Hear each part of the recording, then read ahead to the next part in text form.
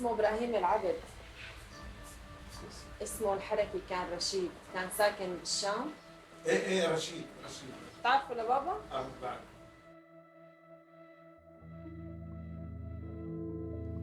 كنت أصغر من إني أتذكر وجودك لأنتبه على غيابك. أول إشي وعيت عليه بهالقصة إنه ممنوع نحكي فيها. لا لا لا لا، أنا هذا الفيلم قلت لك لو عاملة فيلم على إشي تاني لسه أحسن لي.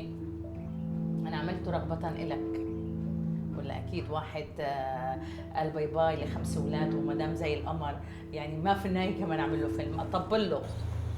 بسأل حالي شو هي هالفلسطين يلي كتار بدهم يموتوا كرمالها؟ كيف قدرت تختزل حكاياتنا الشخصية بحكايتها الطويلة ويلي ما عم نعرف كيف لازم ننهيها؟ هلا انا يعني مشان تكوني بالصوره ما عندي استعداد اموت من اجل فلسطين. بجوز هذا التاثير اللي اثر علي ممكن، يعني انا عندي استعداد اموت من شانك، من شان ابني ابراهيم. ما بفكر لحظه. فلسطين شيء جميل، واحد بلده وارضه ودير ابو مشعل والزيتون والتين، بنروح ناكل نتفيا تحت التينات، ما عندي اي مشكله. بس اني اموت من شان بلدي لا. أسفت، حسيت انضحك عليه، وبعدين حسيت انضحك علينا كلنا مو كعيلة، كلنا. بعد أكثر من 30 سنة على غيابك، مين فعلاً عنده جواب حاسم عن إيش صار معك؟ ما كنا نمشي مع بعض احنا وياه سوا. ليش؟ خلص هو عارف وضعه.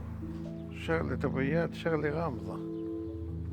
إذا عندك روحي كده الخوصة، إذا عندك دليل، مش دليل بس، إذا عندك لحد الآن شكوك إنه أنا السبب، هالكتاب بدك بتذبحيني. يمكن صار لازم أقبل إني ما رح أقدر أمسك الماضي بإيدي، وإنه أكتر إشي فيي أعمله اليوم